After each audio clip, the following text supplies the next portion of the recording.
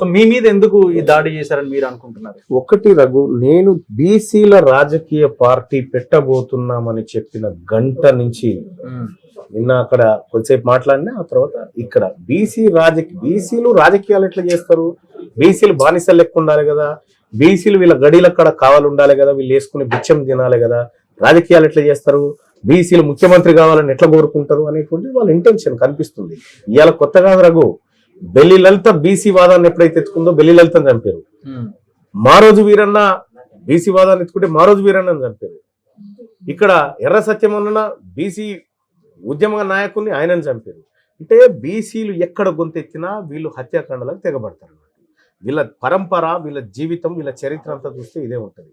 ఇక్కడికి వచ్చినటువంటి వ్యక్తులు నిజంగా ఎవరు ఆపండి ఆపండి ఆపండి ఆపండి అయితే ఇక్కడ ఆగండి. ఇక్కడ ఇక్కడ ఇక్కడ వాళ్ళ వెంట వచ్చినటువంటి వాళ్ళు కార్యకర్తల దొంగల, ఈడున్న ఫర్నిచరు, డివిఆర్లు, సీసీ కెమెరాలు ఎత్తుకపోవాల్సిన అవసరం అంటే ఆమె ఎంత ఎవరెవరు ఉంటారో మనకు అర్థమవుతా ఉంది. మర్డర్లు చేసేటోళ్ళు, హత్యాయత్నాలు చేసేటోళ్ళు, దోపిడీలు, దొంగతనాలు చేసేటోళ్ళు ఇప్పుడు అందులో ఉంటారు అన్నట్టు. ఈ రకంగా బీసీలు రాజకీయ పార్టీ పెడితే నీకేం ఇబ్బంది అవుతుంది? ఇటీవల కాలంలో నువ్వు బీసీ అంటున్నావు కాబట్టి, అంటే బీసీలకు నువ్వు పట్టేదారు ఏమన్నా? మా బీసీలకు నువ్వు ఎట్లా పట్టేదారు అవుతావు?